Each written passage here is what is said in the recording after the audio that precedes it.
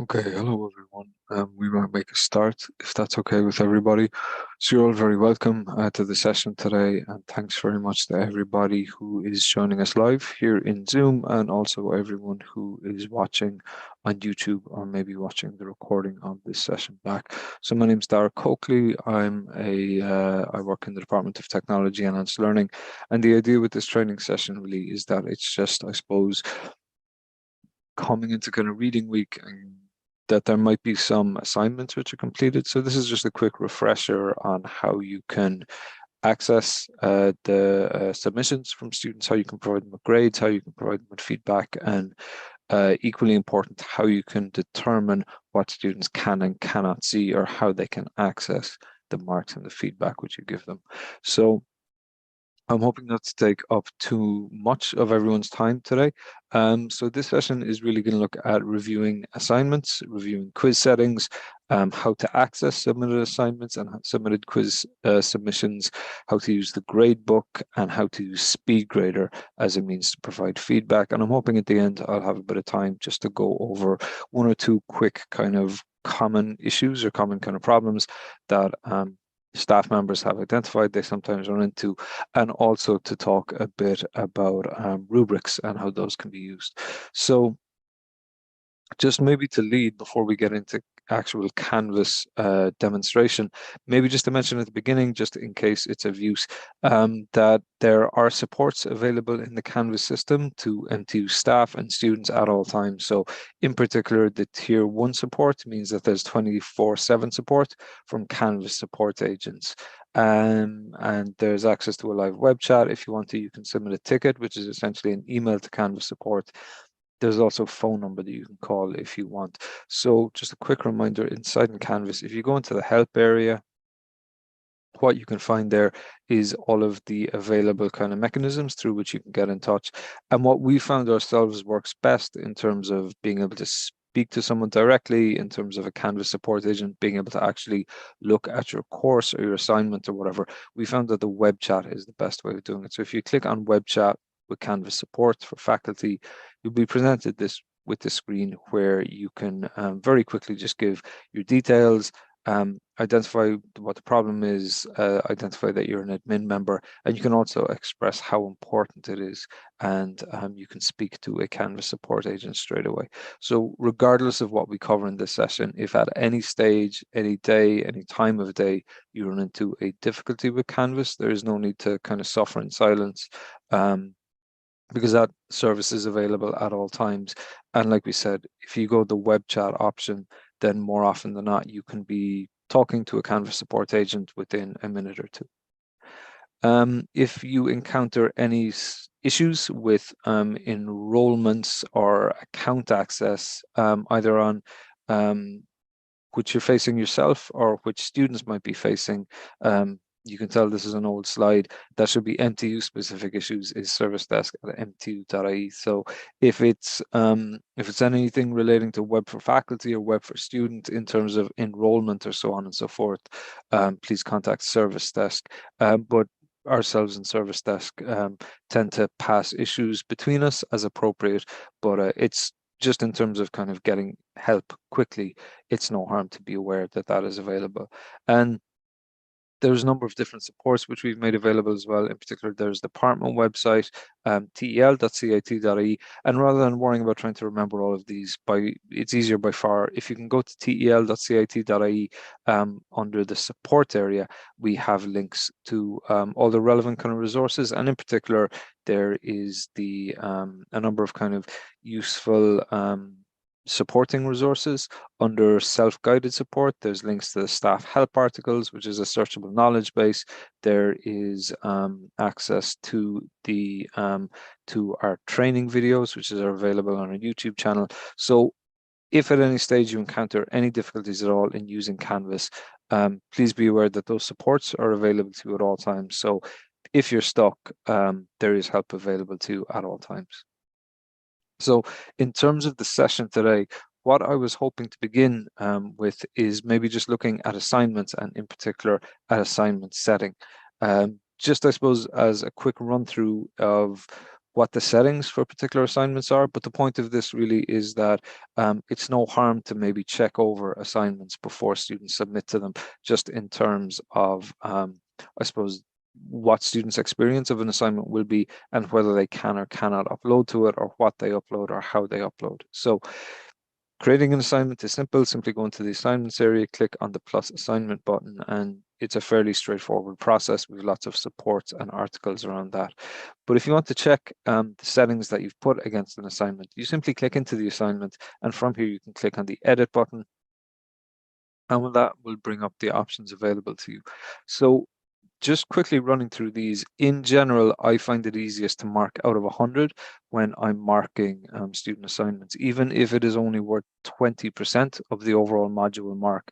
I just find kind of marking out of 100 is easiest. More often than not, when we enter grades into grades for faculty, or excuse me, into Web for Faculty, Web for Faculty will look for marks out of 100 for each individual assignment. So personally, I just find it's far simpler in terms of the overall process to set any assignment, regardless of the weighting it carries, as marking out of 100.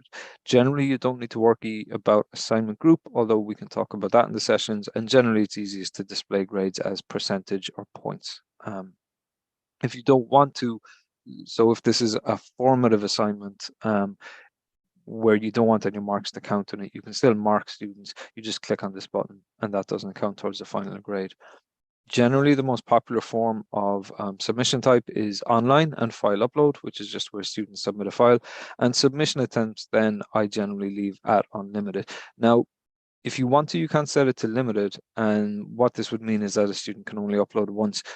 But my own experience with this is that if a student uploads the wrong file, if a student has any difficulties in uploading, the only option they're left with, if this is set to 1, is to email you or to send you on some other version of it, or so on and so forth. So more often than not, I find it easiest to set this to unlimited. But if you want to, you can set a number of attempts. Generally, I would recommend 2 or 3, but personally, I just find I leave it at unlimited. And most students, 99% of students, 99% of the time, will upload just the one time. But we'll go in this session. We'll talk a bit about how to access how to access kind of the different kind of submissions if a student uploads multiple times. Plagiarism review we might leave for another session because it's simply too much to go into within this time frame. But if you have any questions, obviously I'm more than happy to answer around original and anti-plagiarism. I'm more than happy to answer those in the chat area or in the Q&A feature.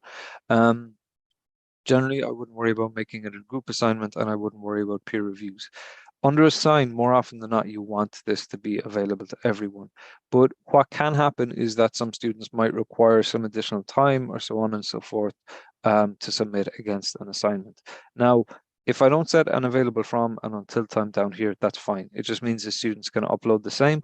And what that will mean is that the system will mark it as late, but I can factor the student's request or their accommodation into that when I'm marking it. But if you did want to, let's say, set a different due date for a particular student or group of students, or let's say you wanted a particular assignment to be available only to a certain student group, what you can do if you want to is you can click on the plus add button down here. And what this does is it essentially replicates what's up here. So for example, I might say, okay, well, I want specifically Lauren to submit by the 24th of October, but I want specifically Dara to upload, let's say, to upload by, we set a due date of the 30th. So in this way, what you can do is you can set different due dates for different individual students or groups of students, which are called sections inside most modules. Now, by default, the assign will be everyone, which is everybody in the module. And so the deadline here means everybody in this module has to abide by that particular deadline. But it can be useful if you want to set up additional kind of or alternative kind of due dates for different students or groups of students. The due date is simply the deadline by which students should submit. But the thing is, students can still submit after this. The system will just mark that as late, and we'll look at that in a second. The available from and the available until determine when the assignment is visible. Now, I would say for Canvas assignments, it's not really something that I would tend to use myself. The only alternative might be if I want this students have access to this from, let's say, the beginning of November. I can set that. So let's say the 1st of November from 9 a.m. onwards. Now, what this means is that up until this date, this assignment will be invisible to students. And that's perfectly acceptable.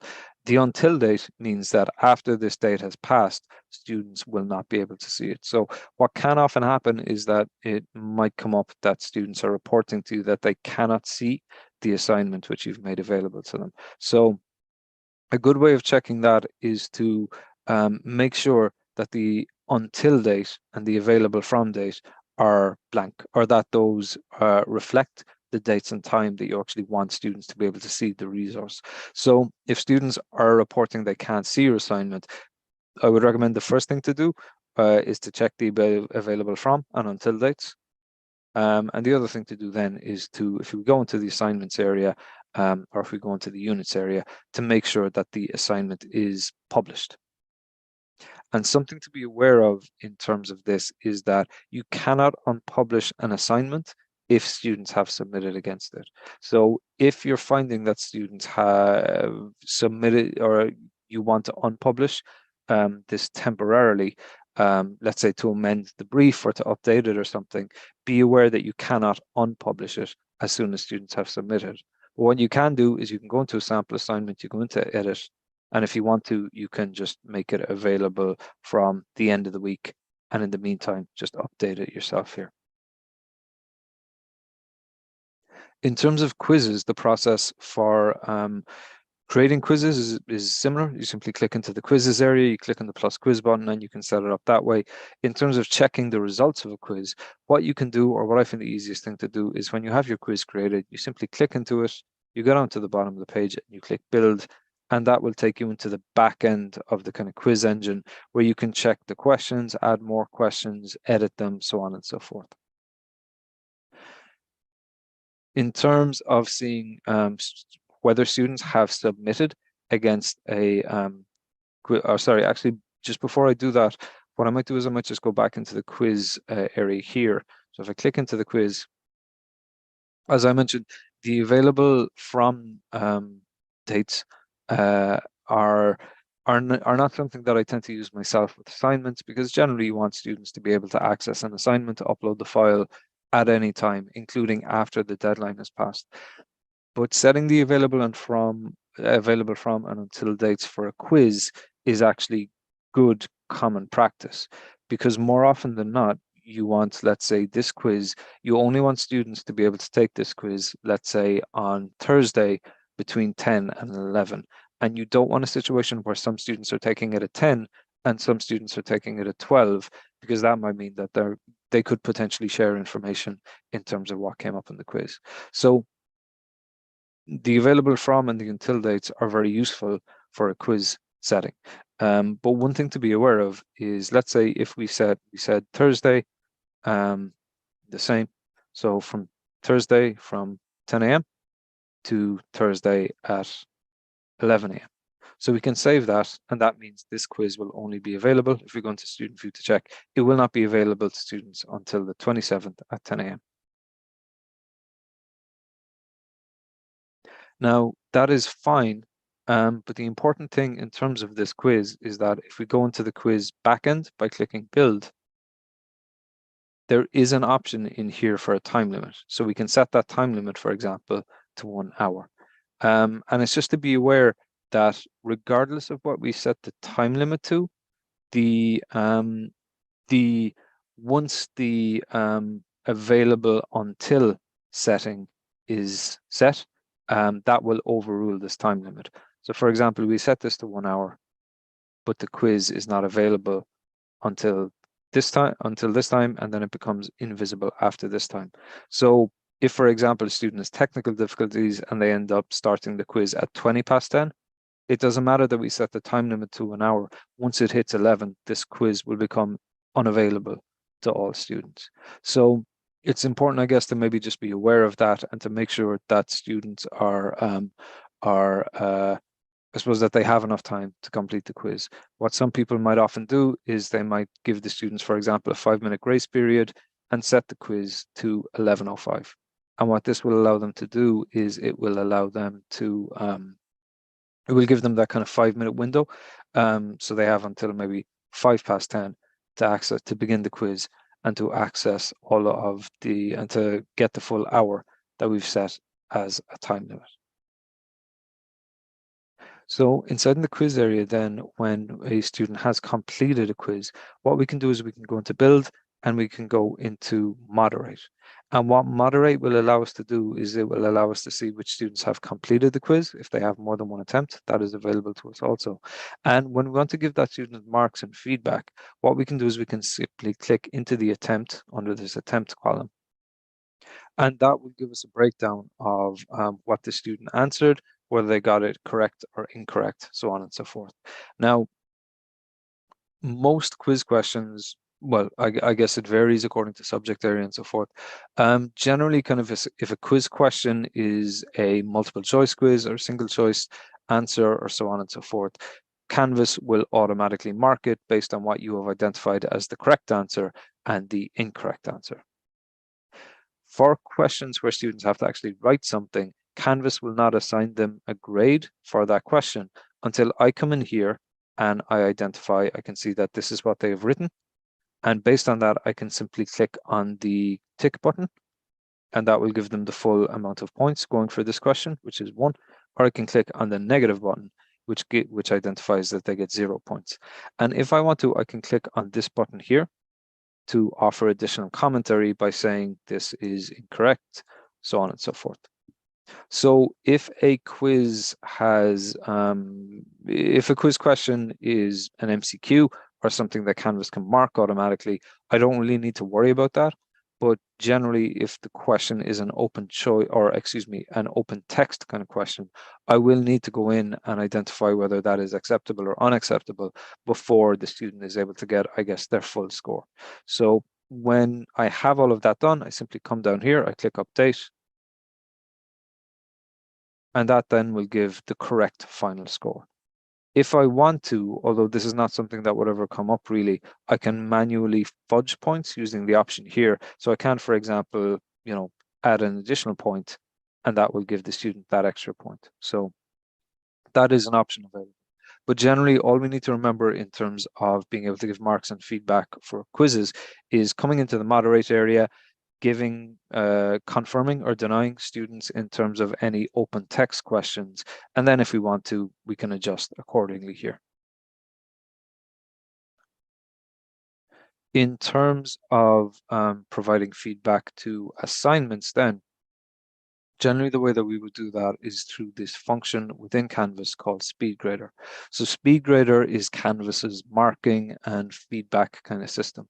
And the way that we would use SpeedGrader, excuse me, is that what we can do is we can simply click into the assignment in question, and then the option to access SpeedGrader will be available to us up here in the top right corner. Now, if we want to, we can also click download submissions. And what that will do is it will take all of the files which students have uploaded against this assignment, package those up into a zip file and let us download to our own machine so we can mark in our own time. But SpeedGrader is quite a useful tool in terms of being able to give students marks and feedback. So when we click into SpeedGrader, this is the interface that will be presented to us. Now, what this will mean is that the student's work, assuming it's a readable file, by which I mean a PDF or a Word document or a PowerPoint or similar, will be visible to us over in the left-hand side here in this area. The student whose work we're looking at is listed up in the top right here, and we can move through the different students by clicking on their name to bring up this drop down, or clicking on the forward or backward arrow buttons. Something which may be of use is that if you set students a word count for this assignment, the word count will be shown here, assuming that, again, it is like a PDF document or a Word document or similar. When we want to give students feedback, and when we want to give students overall feedback, so when we want to give them feedback on their work as a whole, what we can do is we can click into the comment area here and offer feedback inside there. So good work, watch out for XYZ, so on and so forth. In terms of giving a student a grade, we can put that grade into here. And because we see that this assignment is set up to be marked out of 100 points, that is what is presented here. So we might say for the student, we're going to give them 67. Now, you might notice something when I put in the 67, that hidden kind of orange text appeared. And if you keep an eye on this eye icon up here, you'll see that changes as well. And all this means is that inside in Canvas, by default, grades and feedback are hidden from students until we take the extra step of making it available to students. Now, somewhat confusingly, it's not entirely clear maybe that kind of grades are hidden. That will only kind of show up that eye icon and that indicator that not all students have seen their marks and their feedback. That only shows up once we actually begin to input grades. So it's once I put in that grade, you'll see that that hidden text appears, and you'll see this eye icon up here changes to indicate that the marks and the feedback that have been added are currently invisible to students. So I suppose it's just something to be aware of, and something to, yeah, if you're worried students will be able to see marks and feedback when you kind of give it to them through SpeedGrader, the main indicator is, that kind of feature won't show up if no marks or feedback have been given. When you start putting in marks is when the additional features in terms of hiding it from students kind of shows up. And when I'm happy with that, I can press submit, and that then has been entered into it. So that in general is how we give overall marks and overall feedback. Now, the reason that kind of, maybe just to mention, the reason that Canvas by default hides the marks and the feedbacks from students is for the simple reason that, let's say I have 100 students whose work I'm correcting in SpeedGrader.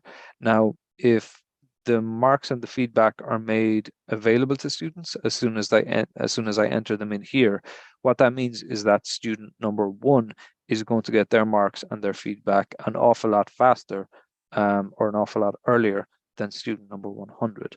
So by default, Canvas will not release marks and feedback to students on this basis. And the idea is that once I've marked student 1, I move on to student 2 and then student 3.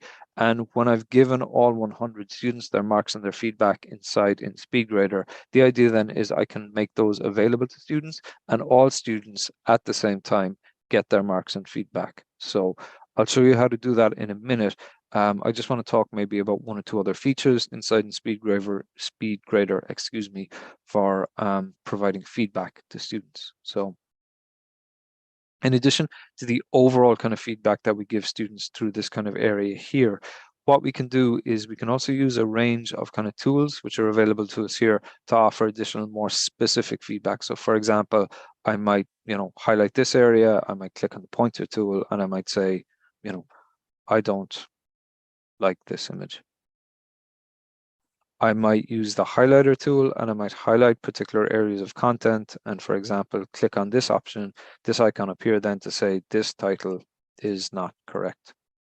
I can use the strike through tool as kind of a red pen to kind of, mark off negative elements. And again, if at any stage I want to add in an additional comment, I can do so by clicking on the icon here, or I can get rid of anything I've added by clicking on the trash icon here. So it's quite an intuitive kind of interface, and there's various kind of tools available here.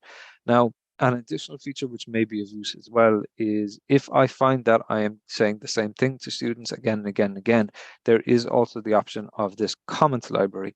So basically what this is if I click on this icon, the little speech bubble icon here, what that does is basically it brings up a comment library that I can rely on. So for example, I might often say, yeah, good introduction, you've applied the brief well, or you've applied the theory well, or you so on and so forth. And basically when I pull up the comment library, what I can do is I can simply click on that and it will enter that text into the overall commentary here. So I might find, for example, that I say the same thing repeatedly to all the students who are on the submission. So if I want to, I can simply pull that up and say, good introduction, okay, use more images, watch out for this, so on and so forth. And that will allow me to quickly pull up kind of repeated commentary to students as well. And if I want to add to this commentary, I can simply type something in here. And then when I click add to library, that is added to the list of comments that I have available to me. So that can be quite a handy feature. What I would recommend is kind of typing, a general kind of overall commentary to students and kind of adding those to your comment library as you go. An additional feature, if I want to, is, let's say, for example, I'm quite busy. Let's say I'm under pressure to get students' marks and feedback, and maybe even as a way of making it a bit more engaging, I can also make use of the buttons that are down along here. So if I want to, I can attach a file, which I give them to my commentary. But an additional option is this option for media comments. So what I could do is I can click on this. That will give me options in terms of my webcam and my microphone. And what I might do, and if I want to, I can turn off my webcam. I can make it simply an audio recording. But what I might do instead of typing to students is I might potentially click start recording, and I might say, hey, Jamie, yeah, really good work. Your most of the content that you had in there was really good and really useful and really interesting. I would say your spelling and grammar isn't great at times, so watch out for that. And in general, the conclusions and recommendations could have been a bit more relevant or should have drawn on the points you made in the rest of your presentation a bit more often. But overall, really good work. And yeah, just keep that up. And if I click Save Media, that then is inserted in as commentary for the student. So that can be quite a useful way of offering feedback in a way which is a bit more engaging. And for me, I guess it means that I'm able to kind of produce that feedback more quickly compared to, for example, typing out the same thing again and again and again and again.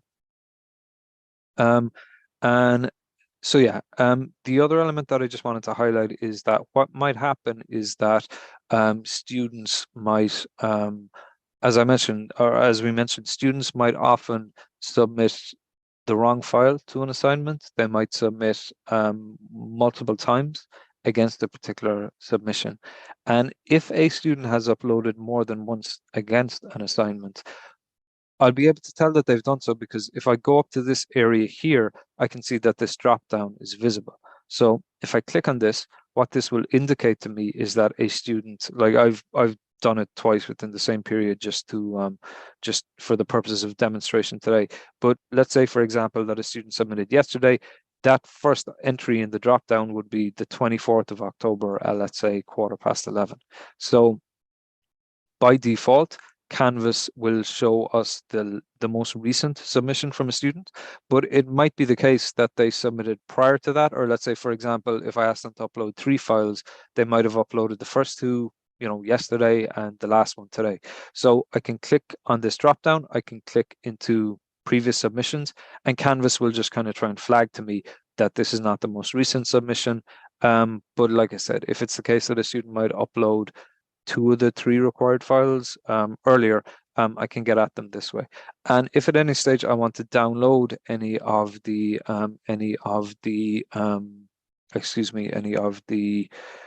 original files, I can do so by simply clicking on the link here under submitted files. The other option is that if a student has uploaded late, you will see Canvas will usually have a late kind of sticker in red text up here. But if I click on the drop down, it will also indicate to me in here that this was late. And we see the most recent submission was late by 0.57 days. So that's a useful indication just in terms of being able to see when Canvas when a student submitted and how far behind the deadline they were. Now, when I've got all my student feedback given inside in SpeedGrader, what I can do if I want to, in terms of making the marks and the feedback available to students, there's a number of options available to me. One thing I can do if I so wish is I can go in SpeedGrader, I can click on this icon up in the top left corner, the eye icon, and if I want to, I can click on Post Grades. And that will then give me the option to send marks and feedback to everyone, or only students to whom I have given a grade or a submission comment.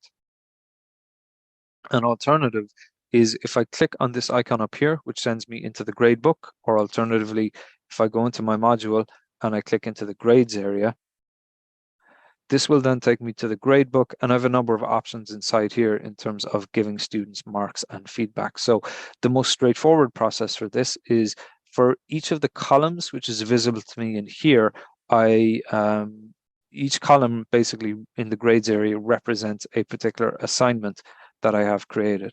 So for the sample assignment we were just in, what I can do, and we can see that even though kind of marks and feedback have been given here, if I want to, excuse me, even though marks and feedback have been given, I can see that this is not visible to students by virtue of this kind of eye icon with the line through it here. So this is the same thing basically that we had inside in the SpeedGrader. So if we just click back in, go into SpeedGrader,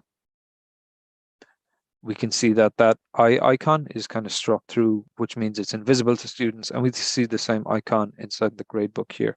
So from the SpeedGrader, there's a number of options available to us if we want to, just before we make marks available to students. It might be the case that one student had difficulty uploading against Canvas, so they've emailed me the file.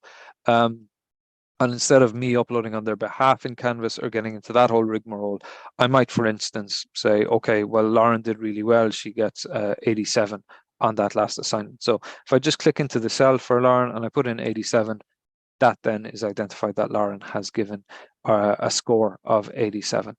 Alternatively, for some students, if I click on the little arrow icon, which is available to the right when I click into a cell, what I can do is I can identify that this student has given late or is excused from this assignment, or so on and so forth.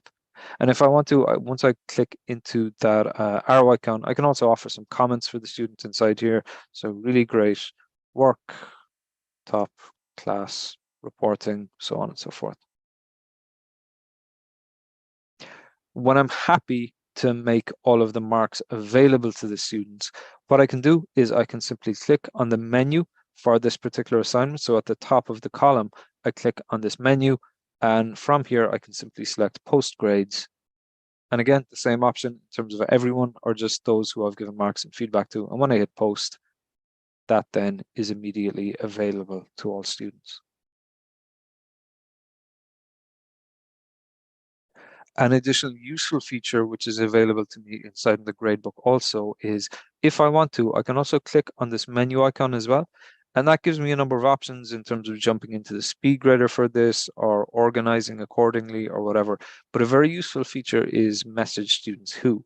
So let's say, for example, if this test student has not, let's say they're not excused, what I can do from here is I can click into this and I can go message students who. And what this will do is it will bring up this pop-up. And what I can do, one of the most common features for it, for example, might be message students who have not yet submitted or who scored less than. So for example, if there's students who have not submitted, one thing I can quickly do when I'm sending out marks and feedback to students whose stuff I've looked at, I can select message students who have not yet submitted. I can leave the subject as is. And again, if I want to, I can type in a message or I can send an audio comment by clicking on that kind of button here and selecting record and simply going, I'll turn off my webcam for this one. I will simply say,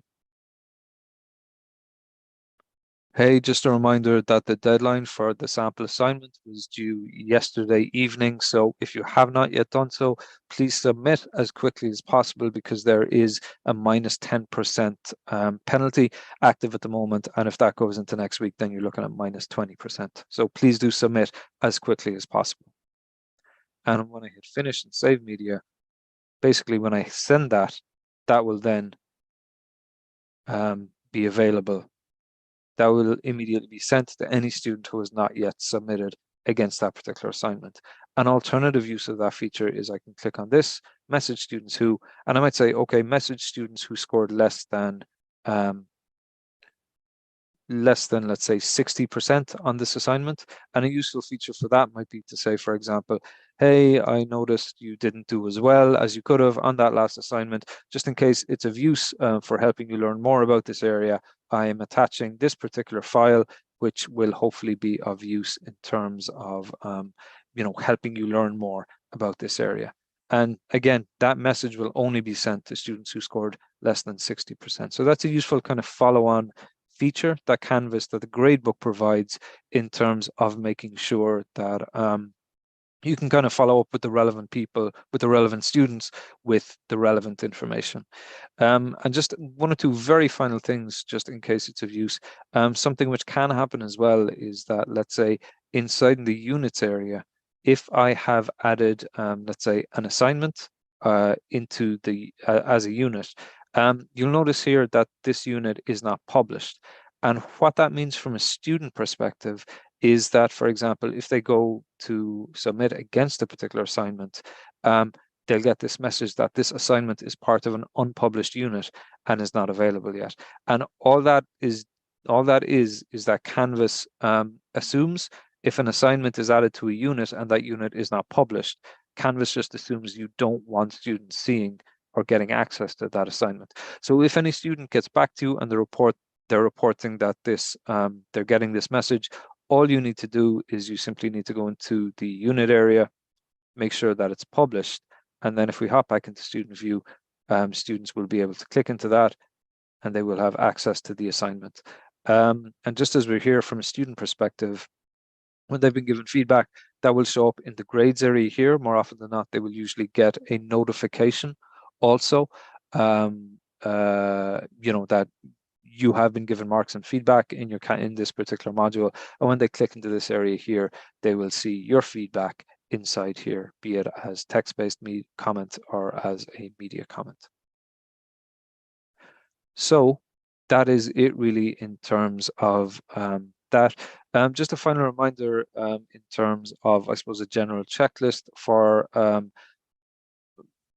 before students submit against assignments or quizzes. We found this to be generally kind of a useful checklist to kind of run through, just to make sure that you've communicated all the relevant information to students, that they're available of, for example, when the deadlines are, but also as well for, for a quiz, if the available from time is set to tomorrow at 10, maybe just to make sure that they're aware that it's not going to show up for them, or they're not going to be able to access that quiz until that time, and they will only have access to the quiz for let's say an hour or whatever I've set the available until time as.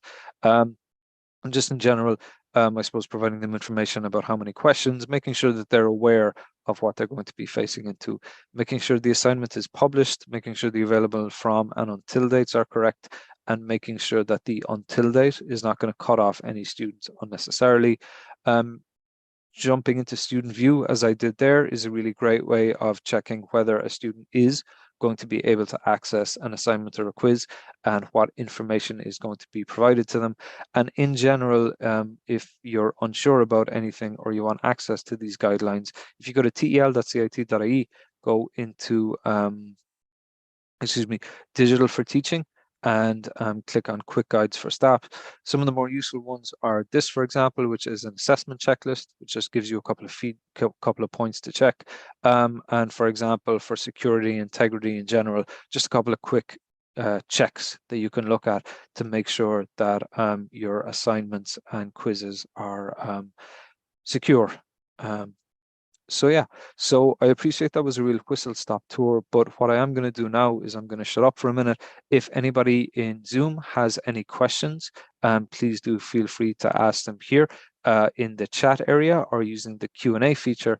And if anyone watching on YouTube has any questions, please do feel free to ask any questions into the live chat area. And I would ask as well, if you don't have any questions, if you're happy with everything there, you might just please let me know in the chat area, just or through the Q&A area, just so I know that you're relatively happy, and we can all avoid the long pregnant pause that comes with waiting.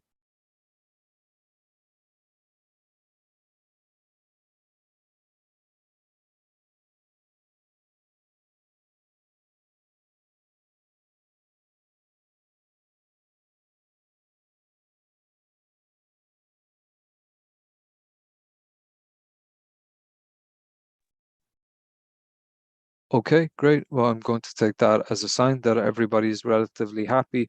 We will be holding another training session. Excuse me.